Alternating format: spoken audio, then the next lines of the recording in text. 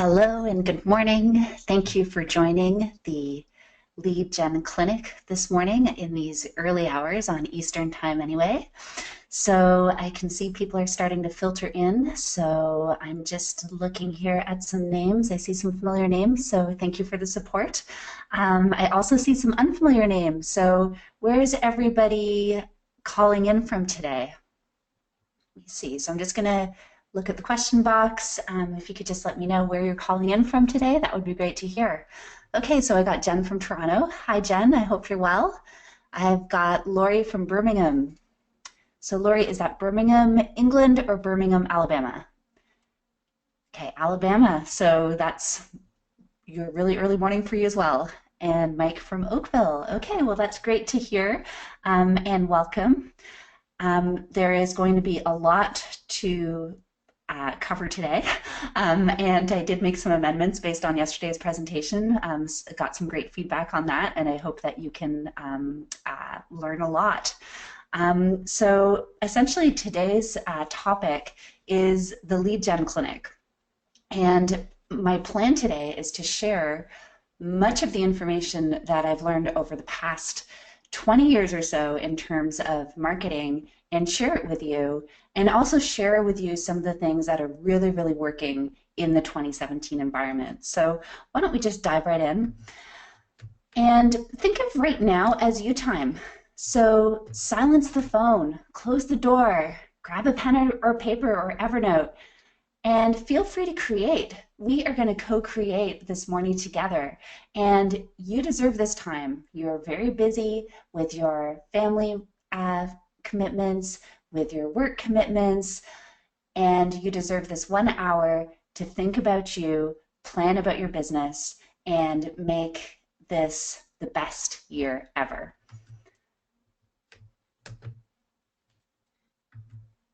So, does this sound like you? You are busy with a lot of activities, with more channels, more programs, and more stakeholders. So these are to the corporate marketing folks out there. Or does this sound like you? You're getting business primarily through referrals and not finding it through other methods. So you're maybe an owner-operator and you're getting all of your business mostly through referrals. Does this sound like you? You've thought about pursuing different strategies, but have not been able to turn it from idea to execution. Does this sound like you? You feel dissatisfied or awkward. And for me, that feeling is often an indication that something's wrong. When I'm marketing and I feel really awkward and I feel really, really uncomfortable, that is telling me that I am not really pursuing the right strategy. So if you feel dissatisfied or awkward, there is something wrong right now with what is happening.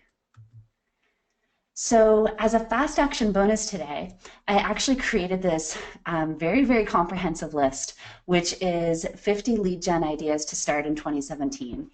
And so if you make it to the end of this webinar, I will have a link to this ideas list, which you should find incredibly valuable. I have included on this list only the things that have worked for myself, for my clients, or for my friends. Okay, so there's nothing on this list, absolutely nothing, that hasn't been tried and tested in the field. Okay, so a lot of my ideas all come from that practitioner standpoint, and they don't actually come from kind of academic standpoint or read an article about it. No, these are all tried and tested ideas, and you're going to see a link to it at the end of the webinar. So what are you going to learn today? Well, what you're going to learn is how to get the marketing results that you need using an easy step-by-step method. And this is my little story, and this is a picture of me, and it's me in my car about a year ago or so. And this is when I was leaving in the morning before my kids woke up in the morning, and I was coming home at night an hour before they went to sleep. I was feeling very, very disconnected from my family. I was working very, very hard at my job. I had a previous consulting company where I had $200,000 a year in my pocket, and had since gone back to the corporate world with the challenges of having my own business and having a family became too big. So I had that previous experience of being out on my own and being a consultant, then was back in the corporate world and was working very, very hard. And you can see in this picture, my head is down. The picture is black and white. So even though, in some ways it's not a bad picture, but in other ways I wasn't super happy and I wasn't in a great place because I was overwhelmed with the amount of work that I had, and I just kept spinning my wheels and feeling like I wasn't going anywhere. But I had this other side of my life. I had my family. So you can see a picture of me and my kids, and we took this picture in a local train station near where we live. You can see my husband who takes care of my children, and we have that partnership in terms of that. And then you can see us playing around in the snow at the bottom. So loved my family life, but my work life was that challenge. At work, though, I did have a lot of people I loved. I had my lovely team where you can see Priya and Prachi, who I felt extremely connected with. And of course, I had my amazing business coach, Claudine Pereira, who helped me throughout my journey from corporate world to entrepreneurship. So Claudine goes by the Pink Coach, and she's been absolutely supportive throughout, and absolutely appreciate everything that she's done for me in my life. So how did I get from that place, that black and white place, to where I am today and where things are feeling really great in terms of my business and my life? Well, what it was becoming obsessed with a process. And a little bit about me. I have been featured by various organizations. So I was actually featured very, very early in my career by Google as running a best practice in terms of running a PPC campaign for a franchise. So I was a franchise executive for many years, and very early on I got that featured, which was absolutely wonderful.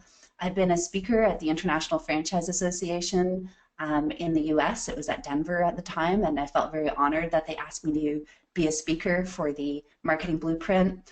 I've been featured in a case study from Leadpages, one of the leading providers of landing pages, which I'll probably talk about more today. I've also been asked to speak at local universities such as the University of Toronto and Queen's University. So I've been very, very lucky in terms of my life and career. In terms of clients, I've worked for many brands that you may recognize in your everyday life, 3M, Microsoft. I really enjoyed bringing value to these brands.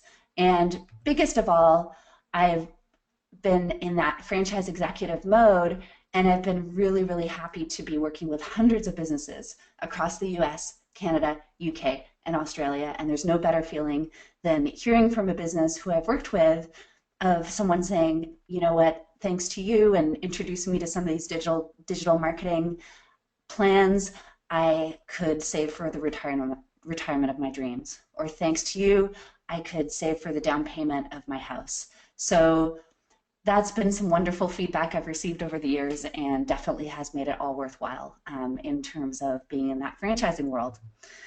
So in terms of that early process, this is what I used to do. I would have a plan, I would have a budget, I would execute or report. So this is my kind of first way that I would do things. The other way would be just get it done now and get it done right. Does that sound familiar? Because I know a lot of people live like this, where it's just like, just get it done right, but no planning, nothing. And you may have a situation where you have many things that you have to get done now and you have to get done right. So hoping that this sounds familiar to you. Either you're doing this in terms of having a boss, or you're maybe brainstorming on these ideas yourself. So this is the new process that I developed, and it goes through 5 steps. It goes through insight, test, unite, scale, and plan. Okay, so let's go through some of these steps, and I strongly recommend that you have that pen and paper out, that you have that Evernote out or on your phone, whatever you take notes on, because I don't want it to be a case where you listen to me today and you think, oh, she had some interesting ideas. What would be the best in the world would be if you wrote down some ideas that actually would be usable in your business. And if you do use them, I'd love to hear later, because that is really what gives me fulfillment. So let's keep going and through here and through our process.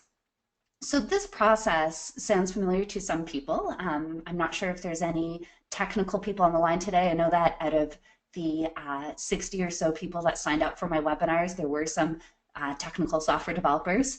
So software developers have really learned this a long time ago, and now it's time to apply it to marketing. So let's learn a bit about this Agile framework.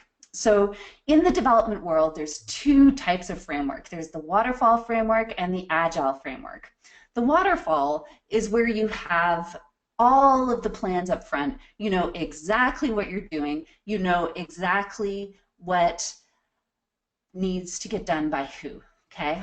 You have that long-term planning process up front, and during that planning process, you get all of the details out on paper, okay?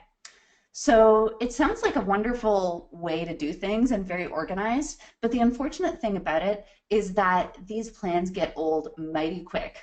And by the time you release the plans to the world, you then have technology that's old and outdated. I mean, can you imagine having a 1 or 2 year development cycle? Even in our everyday lives, think about how much technology has changed in the past 1 or 2 years. You really can't run a development shop like that. So the Agile world actually works on a 2 week at a time sprint process where you're doing some very kind of vague planning, but then you're focused in on sprinting. You have daily meetings where you make sure that you're being as flexible as possible, and you focus on that exact thing, flexibility, changing to the needs of the market, etc. Okay?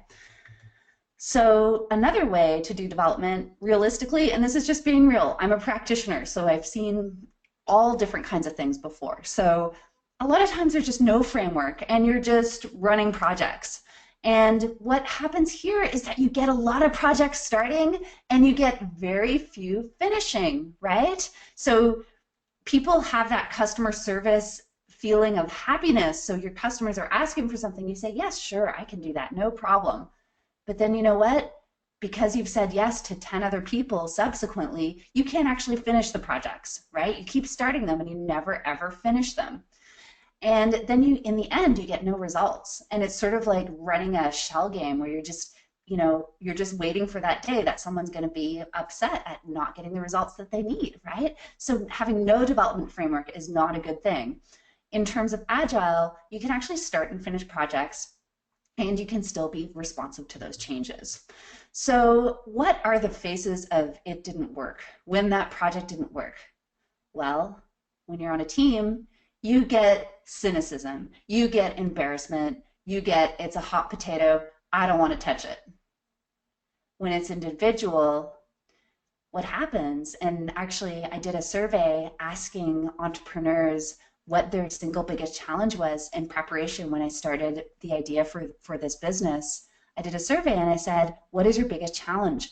The entrepreneurs said, it is leads, which was no big surprise from my years of franchising. And what many entrepreneurs said was, I only rely on word of mouth because all the other stuff that I've tried just doesn't really work.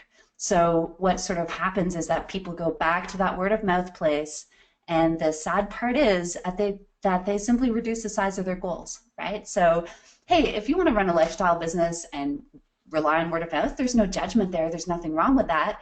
But if you really want to, you know, build something that makes a big difference, and you want to build something bigger than it is now, it's really sad if you don't pursue that because you don't feel that confidence about your methods. And if there's anyone in that category today, I really, really hope that you get something out of the message suggested. So let's think different. Let's not be in that pain place anymore. Every problem has a solution. So let's get into that solution-oriented place. So the first part of my phase is insight. And The big takeaway here is that you need to understand your prospect better than they understand themselves. You absolutely need to understand your prospect better than they understand themselves. And how can you do this? If you have an existing target and you yourself are an owner-operator, you can reflect because you deal with your customers all the time. Or if you have a sales team, you can talk to them. And everyone has their biases, but a lot of times those salespeople will have a huge amount of information. You can talk to the customers themselves and learn about them. I mean, a lot of times we don't really have those big conversations with people, right? And I'm going to talk about, Avatar a little bit in a second and what that is, but really you want to talk to people about those bigger questions and about what their real goals are and what their needs are and that kind of stuff. So maybe you can have those conversations with those customers that you feel really close to. Or you could do a demographic analysis of your current customer database, which is usually pretty straightforward, and just looking at that demographic and seeing things that they have in common and things that they don't. If you have a new target, you can focus on survey research and competitive analysis. And when I talk about competitive analysis, a really handy way is to look at reviews of your competitors to see how people are feeling about them and understanding what their needs are. Because every time a need is fulfilled and you get a good review, that's wonderful. If a need isn't fulfilled, that creates the contrast and it tells the person what they wanted instead of the experience that they had. Okay, so reviewing reviews is a wonderful, wonderful way of looking at a new target market. So let's get a little deeper into that existing target. And we talked about, talking to the owners and the sales. I put a star next to service because often service people don't actually deal directly with decision makers. They'll be dealing with the day-to-day, so who have completely different needs. You want to think about who your decision makers are and who their influencers are. And you want to see if you can easily group like people together. What do they have in common? Are they demographically similar? Do they have needs in common? Do they live in similar neighborhoods? What can you do to group people together? And when I talk about existing target, I mean, obviously you want to target the customers that you really love, right? We all have them. We all have certain customers that if we could replicate them, that would be fantastic. If we could find an exact copy of that person and just duplicate them, that would make you feel like your business was so comfortable and that you could do it all day extremely happily, okay? So if you have that person that you want to replicate, think about them and think about others like them and what do they all have in common. If you have a new target, this is really, really fun stuff. You can use something called the ASK method, and this is something you can do through survey research. And this is actually an invention by a man named Ryan Levesque. He's a very famous marketer. This ASK method was a bestseller, which I strongly recommend. Really enjoyed reading it. And he also has some worksheets on his website, which you can download at no cost. So basically what the survey does, and the first survey, this is called the Deep Dive Analysis Survey, it asks people what their single biggest challenge is. Then it follows up with some demographic questions, okay? Now, when you think about that single biggest challenge, depending on the length of the answer, that tells you how big the pain point is.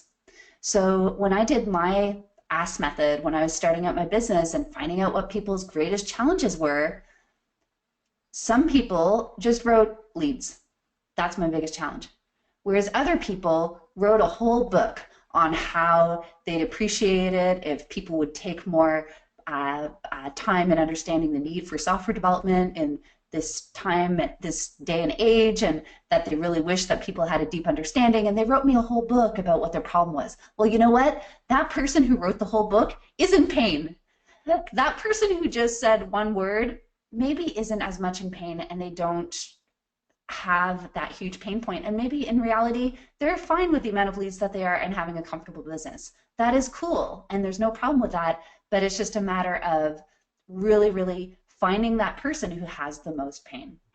You can also survey more informally, have actual users of the product or service or competitors of the products or service, okay? So this is something where you can maybe talk to people that you know in your network or your family and get that understanding, okay? So there's nothing more valuable than the Ask method. I did this recently for one of my app development clients in the UK, and what we found was that when we followed up the written survey with some qualitative interviews as well, it was extremely powerful, and we got a huge amount of insights into that target market. Remember, we want to know them better than they know themselves. So our 3 goals in marketing, and this is really important. So if you've started multitasking or you've moved away from your computer, please just listen to these 3 points because you're definitely going to get a lot out of this. There's 3 things that you want to do. You want to educate, you want to entertain, and you want to empower. Sometimes when we're content marketing, we just think, we're just going to post something out there, we're going to put something out there, but we're not really thinking about how this will make someone feel, okay? But you definitely want to educate, you want to entertain, you want to empower. Educate, you want someone to say, I learned something new today. Entertain, you want them to have fun. I have a software client, and we recently did a lead magnet promotion, and we had a lot of fun with it. It was the holiday season, and we had it all wrapped up in a gift, and it was one of our most downloaded lead magnets of the year. You want to entertain. This is marketing. It's fun. So you want to have that piece to it. Otherwise, you want to empower, and you want to make them feel stronger, and you want to make them feel capable. Don't we all want to feel that way? So you have 3 goals. Now, how do you find out about these 3 goals? Well, first, for education, you could look at the LinkedIn profiles of your target market and figure out where did they get their education, what actually extra courses did they take, etc. How can you entertain them? Maybe some of your clients are Facebook friends. Maybe some of your friends have similar demographics to your clients, and you can look at the pages that they like, what they're entertained by, what's fun. I mean, obviously, if someone, you have some friends who may be really into sports and some friends that are really, really into music, right? That doesn't mean that you have to have sports and music necessarily in your message, but maybe the people that really love sports are people that really love achievement and winning, and you want to have messages around that. Maybe the people that really love music really love self-expression. So it's taking that to the higher level and thinking about your target market. So, and empower is very similar to entertain in terms of what the people are sharing, what makes them feel excited, what makes them feel energized. So I remember very early in my career, I worked at 3M Healthcare, and we had a trade show booth and printed materials with the image all over it of someone, my boss at the time, called The Babe. And she was this beautiful woman, very glamorous, probably in her late 20s. And when I looked at the target market of who we were trying to target, it was actually women from the age of 45 to 60. And I remember at the time saying to my boss, I know that for you, The Babe is really attractive and you really love her for the marketing materials, but really for the target market, I don't really think The Babe works. I don't think that makes them feel very comfortable and very attracted to our brand. And basically what I did was I workshopped it out, and I talked to some of the customers. We had a trade show, and I talked to them. I said, what type of imagery would you like and what's appealing to you? And what we ended up coming out with was still very attracted people, but very professional looking people, a little bit older, who were kind of idealized versions of the people themselves. So there's a man and a woman, and they're both very smart and professional looking, but also very attractive. So it was just like a little tweak, but we ended up having our best years in part of that creative strategy. So that was really fun stuff. Now, what is an avatar? So I just wanted to quickly introduce this concept, and there's many avatar worksheets out there. In my downloaded content piece that I presented at the beginning, it has all the links to various places where you can create your own avatars. This is the one that I created personally for one of my clients, where it basically gets into the person's demographics. You have an image so you can discuss them and you can think about who they are internally or just in your own, for your own self. You have their goals and values, you have their challenges and pain points, you have their sources of information. Information diet is hugely important in terms of the avatar. You have maybe a quote. If you did the ask method, which I did in this case, you might have a quote directly from that research.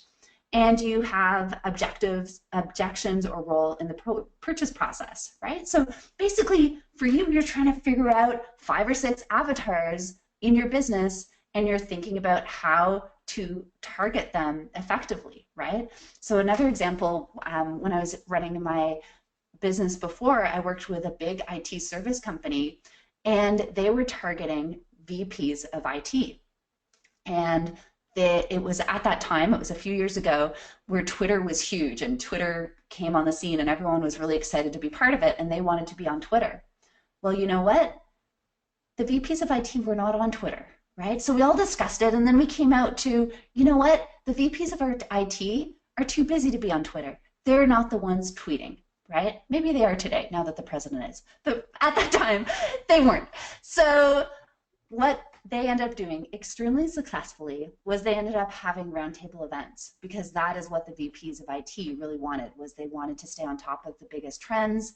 They needed to get away from the office in order to do that, and they had amazing success with these roundtables, okay? So it's all about really, really deeply understanding your customer and then thinking about something that will be just right for them, all right? So what does this answer? Where the people hang out, what messages that they want, and the biggest thing, and again, big underline point, you need to reach them where they are, not where you want them to be. You want to say, I know exactly where you are right now, and I'm going to reach you where you are, okay? So sometimes it's really hard, right? Sometimes you know you have a great product or service and you feel a big belief behind your product and service, but you know what? Some people simply don't see a need. Some people may not think technology is a solution to their problem if you're a technical provider. Some people may not have comfort with people coming into their home. Well, maybe those particular groups, if they have a lot of discomfort around certain core parts of your product or service, maybe they aren't your target market, and you make a negative persona around them, and you focus on the people that do have comfort with some of those basic things, okay? And sometimes that's very hard to let go, but it works very well. So this gets into some psychological theories. There's a theory called attachment theory, and it was invented by a man named John Bowlby back in the 1920s. And basically it looks at that attachment between a mother and a child. And attachment is the basis of all human connection. When you are too aggressive and you jump in there like you're the Kool-Aid cool man, if you remember, this is dating myself majorly, so sorry to any millennials out there, but if you're being that Kool-Aid cool man and jumping through the wall and you seem too aggressive, you're going to alienate people. You want instead to seek to understand them. They want to be understood before they will try to understand you. Okay, so they only care what you know after they know that you care. So one of the psychologists here is a great female psychologist named Mary Ainsworth. She did a very famous experiment called The Strange Situation. And if you want to learn more about this stuff, there's definitely tons of literature on it. But basically the net of this experiment was that they wanted to test different attachment styles, that basically some children have that healthy attachment to their parents where others less so. And when you look at that healthily attached child, which is the majority of our society, maybe 70% plus, they found that children would explore and play freely when the caregiver was present, using her as a safe base. They would engage with a stranger when the caregiver was present. And they were very happy to see the caregiver upon their return. So what does this mean? What does human connectedness mean in marketing? It means that people need to have a safe base. They need to come from the familiar. You need to reach out to them where they are. And you definitely don't need to shout to get their attention. Though you may need to be a little bit out there and be bright, but you don't need to shout. People will engage with you when they have a safe base. So again, you have to listen first and you have to start with their needs. A lot of us have been through the consultative selling process. Well, you know what? It's the same in marketing. Interruptive doesn't work anymore. You definitely have to join the conversation first. And later on, I'm going to talk a little bit about cold, warm, and hot leads and how to do that. So that other internal goal is for you to enjoy the journey, for you to have fun with it, for you to enjoy, because you know what? Happiness brings more happiness, right? If you feel really, really good about what you're doing, then that is like a virus and it gets out there. If you don't feel happy, you don't feel comfortable, you feel that feeling of getting smaller and smaller, then maybe something's wrong and maybe you should explore that, right? So our feelings can be a real indicator of what's right and wrong, and it's all right there in how we feel about what we do, especially in marketing. Marketing is supposed to be fun, right? You also want to elevate every room that you walk into. And this is all kind of theoretical. Maybe it's a digital room, maybe it's a real room. But whether you're out there networking or you're out there adding to the digital conversation, you want to elevate that room. Are you making that room smarter by being there? Are you making that room more beautiful by being there? Are you making that room more empowering by being there? And everyone can do this. Everyone can elevate the room in their own special way, no matter what personality type you are. And how can you do that? And especially in terms of your marketing. So the next part of this process, which is so close to my heart, which I love so much, is that you want to test, okay? So instead of relying on one big bang, you want to focus instead on a bunch of smaller initiatives, okay? And you don't have to publish to the world, hey, I'm doing 5 things all at once and they're really small. You don't have to tell everybody, but you just do that, okay? So in some large organizations, I'm remembering back in Microsoft days, was I would run these campaigns, I'd let my direct manager know, I might not publish it to everybody that I'm running all of these, but I'd talk a lot about the campaigns that succeeded, right? Because sometimes people don't really understand this trial and error process, which is reality. They might sort of look with, with a question mark over their head about why you're doing so many things, but this really, really works well. So you test a lot of little things. So when you're creating tests, you focus on that minimal viable product.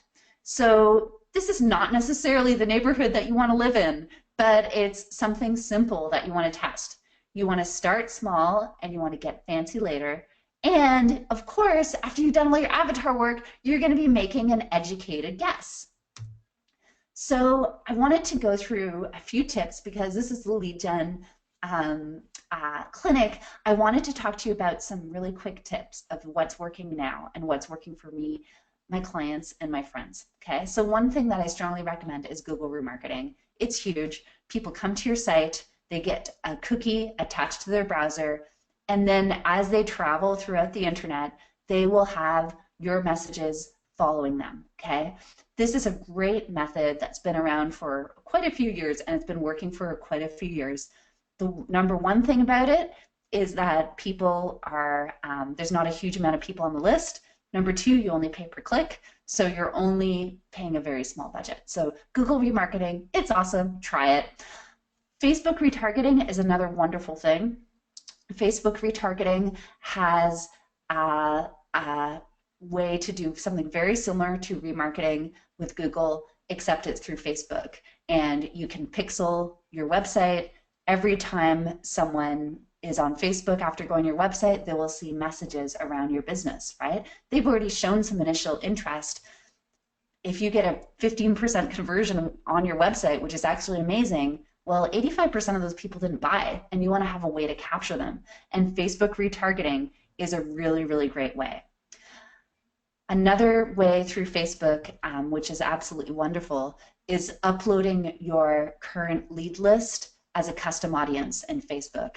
So basically, if you're emailing people regularly, email still works. You can see that at the bottom of the list.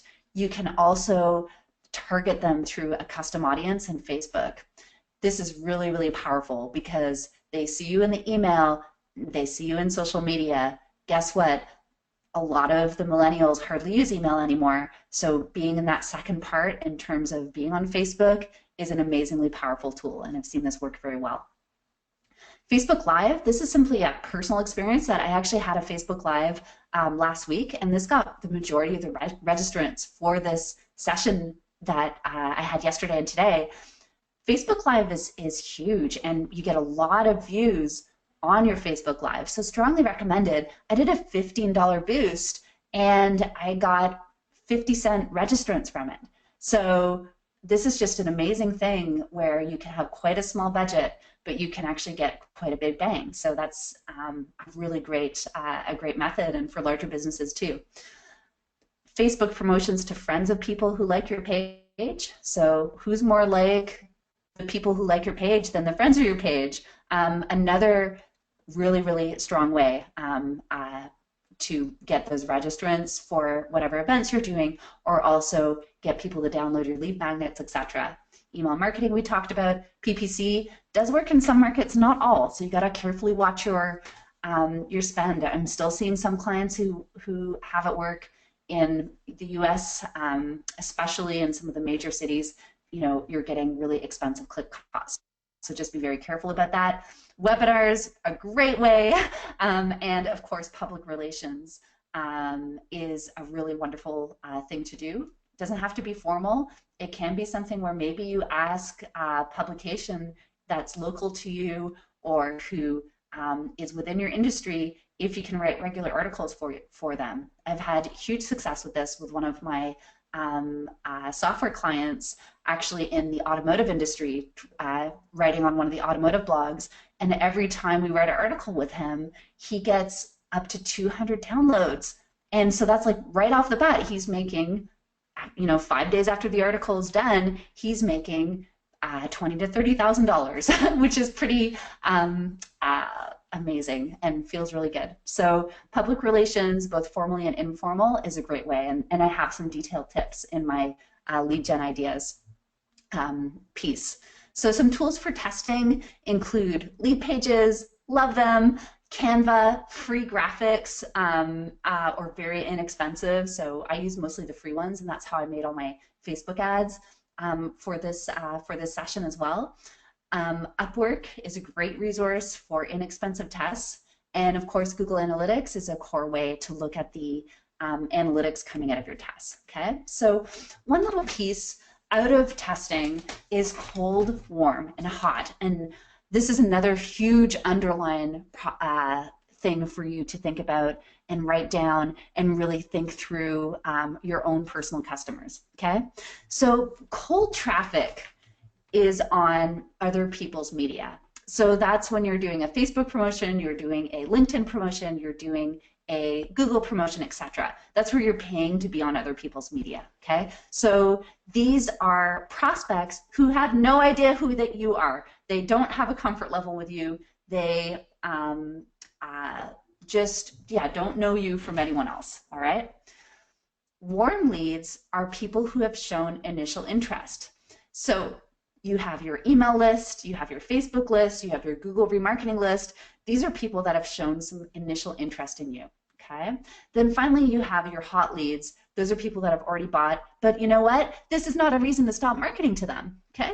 So for cold, you're just trying to get them to subscribe. You're just trying to get them to get on your list. And how do you do that? You do that through a lead magnet, okay? So this is a piece of content that has value for that particular target market.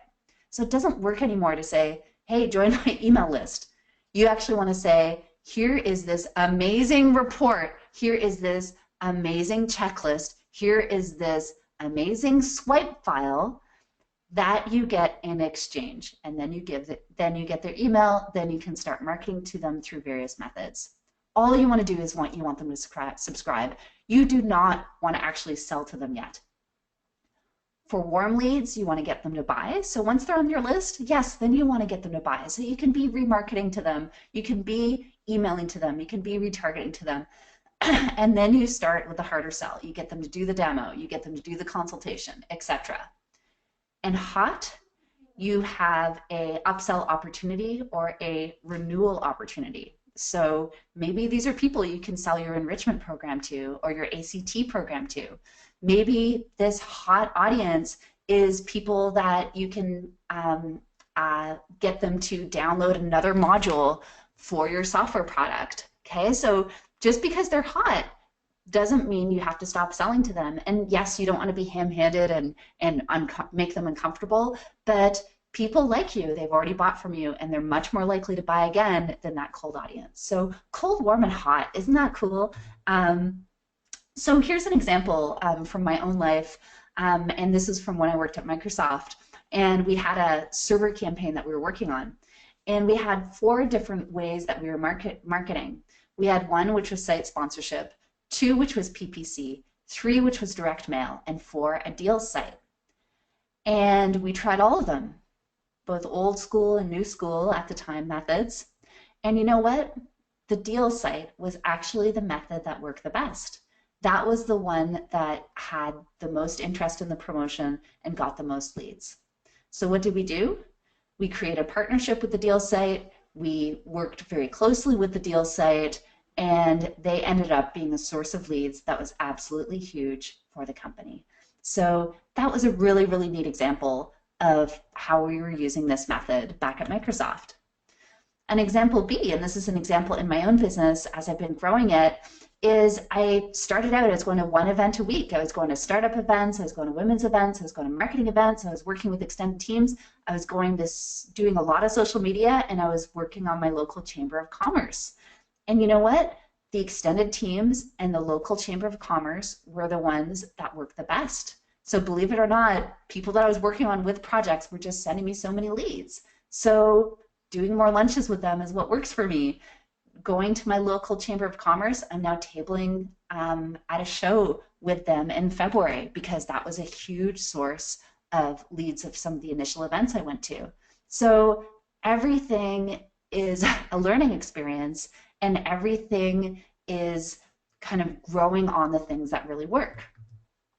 So some tips on running tests. You want to understand what you're going to test on beforehand. So I'm a direct marketing girl. I'm always looking at measurable results. So you want to look at sales, leads, downloads, applicants, etc. There are absolutely no sacred cows. So kill the stuff that isn't working. You don't have to be sensitive about it. You just have to remove the stuff that isn't working because you don't want to waste your time or money. You want to try to keep the budget as low as possible while still getting a good test. And once you figure out something that is working, you can retest on different variables. So one thing that I really wanted to note is that these are not statistical tests. This is not, a mathematical thesis that we're writing here. Sometimes you'll have someone, standing on the sidelines saying, oh, this isn't a perfect test, you should make it more perfect. Well, you know what? This is marketing. This isn't engineering. So you just want to decide from the outset what you want to test, and you want to focus on these different methods without taking it too seriously. Okay, so in the next part of this model, we have Unite.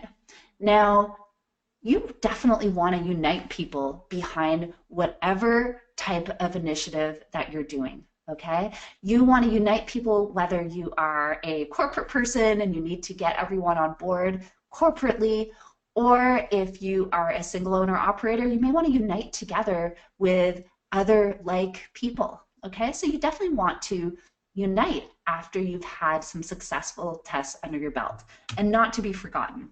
So you can do this through many ways, just individual discussions, a meeting of the minds.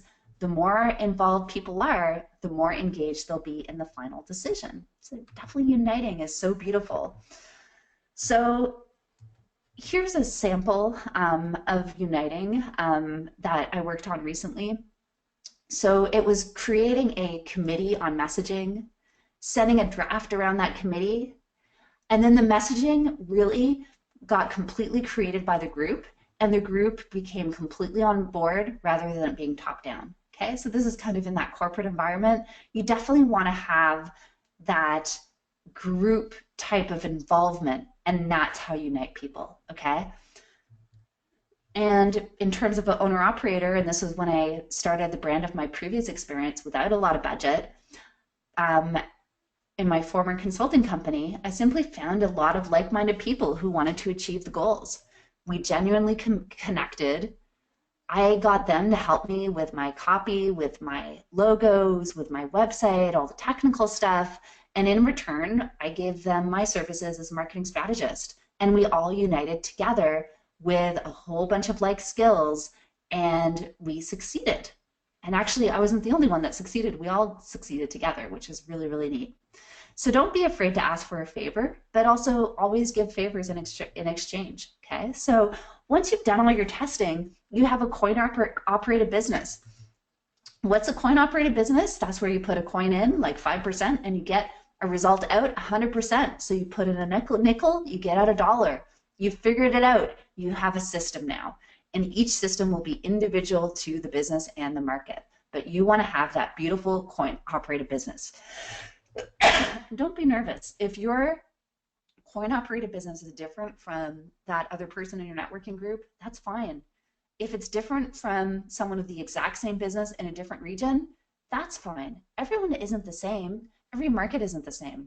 So that's why this method is so beautiful, is because it recognizes the differences in the different markets and in the different businesses within them, okay? So then you are ready to scale, and based on the tests, you've already found out what's working, what needs to be tweaked, what needs to be brought to a different audience, so now you can do the beautiful thing of scaling, okay? And then finally, you can build your plan. So instead of the plan being at the beginning of the process when you don't have any information, the plan is at the very end where you have a ton of information, okay? And you can find some of these beautiful tools for planning in the download that I mentioned at the beginning of the webinar, okay? So this was the process: insight, test, unite, scale, and plan. If you apply this process to your business, you will absolutely succeed in your lead generation methods. So why did you show up? You wanted more leads by spring, you wanted to make a change in your business environment, and you wanted to feel happy and comfortable. So how exactly can you make this happen by spring? Well, you have two choices. You could go it alone, or you could journey with me. If you go it alone, you'll be finding each piece individually. You can use information that may or may not be up to date. If you go it alone, you'll be alone. And sometimes that's isolating and you start to lose motivation. If you journey with me, you can use a unified system. You'll have the latest and greatest used by the current practitioner. And you'll have support, not just of myself, but also of peers around you. And there is a gap right now. The marketing world has changed, but the supports to marketing hasn't changed. We have a gap. Agencies are expensive and not realistic for most people. And even for large companies, they're moving away from agencies. Consultants and gurus are experts only in what they understand, and they'll basically keep selling that same thing, the one system or process that they understand. In terms of education, I was actually thinking of getting my PhD about 10 years ago, and I was courted by one of the universities here in Canada. And basically, I found out through talking to some of the current PhDs that many of the teachers of our children have never actually ran a campaign in their lives. And they've never really been part of a marketing team other than maybe being an intern. The marketing journals that the educational experts of the world write in are not actually read by practitioners. So getting a degree in marketing isn't necessarily the right thing if you want to succeed in the marketplace. And then in terms of college instructors, they do not necessarily disclose their results. So that's why I'm presenting today something called the Lead Gen Masterclass. This is an intimate group of people looking to expand their business. We'll meet on a weekly basis for 5 weeks, and it will include a weekly workshop, a weekly worksheet. I really think that this is the model for 2017, and it is the model to build individual marketing plans for each person that's unique to them and their market. This is a model for the 2017 environment. It's the entire system. You get practical hands-on advice, you get motivation, and you get connection, not just with me, but also with the other people in the group. And we'll be running these. If I get more than 10, I will separate it out into 2 groups, okay? So we're definitely creating that feeling of connection with other people. The price of the Lead Gen Masterclass is $199 US, $249 Canadian, and 149 Great British Pounds. And for a limited time, if you enroll before January 26th, you also get 1 hour of free one-to-one coaching with me. So this is pretty big value. You can see the URL here is jbnetwork.co/leadgenmasterclass. And if you don't get results by spring and you're still struggling with your marketing after joining the class, I will give you a full refund. I'm definitely not interested in taking money if you're not succeeding with me, okay? With my current business and my previous business, I had a very similar offer, and out of 20 or so clients I've had over the years, one actually did ask for a refund, and I gave it to him. And I don't want to be involved in a situation where someone's not happy, right? But the vast majority of my clients are happy. Even for my previous business, I had a lawyer talk to me who's become my client again, and he said, you know what, Steph, I'm still getting 3 leads a day based on your system, and I appreciate it. So we definitely believe in this, and if it's not working, I guarantee full refund. So out of this, you're getting 5 hands-on sessions, 5 worksheets, 1 hour of coaching. Total value is $950. And I'm offering it up for $199. My husband's going to kill me, but I really believe in this system, and I really think that this is a way to scale everyone's business. So what happens next? If you go to jbnetwork.co/leadgenmasterclass, you can see the page. I do have a button for PayPal. If you're not comfortable with PayPal, just reply to one of my emails, and we can figure out another way, check, money transfer, even cash. I had a few people from the previous session mention this, so PayPal isn't the be-all and end-all. Just let me know, and we'll figure it out. And as promised, I talked at the beginning of the session about the 50 lead gen ideas to start in 2017.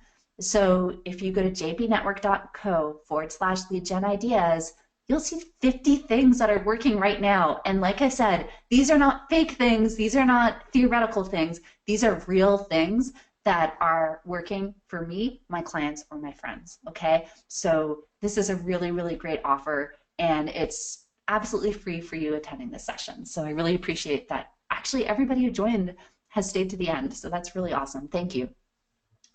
So here's some beautiful testimonials from people that I've worked with over the years. So I have, you know, some of the young people that I've worked with, some millennials, you know, saying that I made a difference in their lives, which was wonderful. Some business people who I've made a difference in their lives of is also wonderful. So the millennial young people are on the left, and the business people are on the right.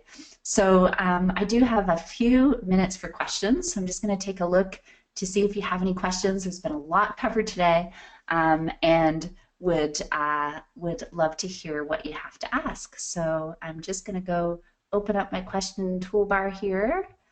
A few questions. Okay.